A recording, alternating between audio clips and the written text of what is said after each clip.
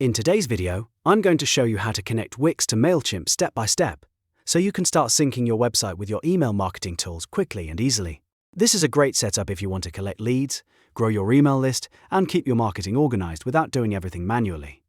If this video helps you out, make sure to hit the like button and subscribe for more simple software tutorials, just like this. Let's jump right into it. First, open Mailchimp and go to the Integrations area. Once you're there, click on Integrations. This is where Mailchimp lets you connect different platforms and apps to your account.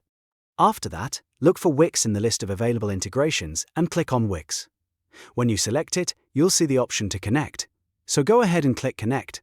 Mailchimp will then begin the setup process and take you to the next step. Now click Continue to move forward. At this point, you'll be asked to log into your Wix account, so enter your Wix login details and sign in. Once you're authenticated, Wix will ask you to choose which site you want to connect. If you manage more than one website, make sure you select the correct site from the list. This is an important step because the integration will apply to the site you choose here. After selecting your site, review the permissions carefully, then click Agree and Add. This confirms the connection and allows Mailchimp and Wix to work together.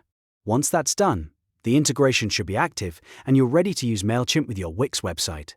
That means you can start building forms, collecting subscribers, and connecting your marketing workflows more efficiently.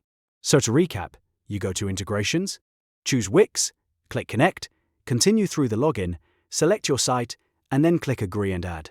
It's really that simple. If this tutorial helped, don't forget to like this video, subscribe to the channel, and turn on notifications so you never miss another easy step-by-step guide.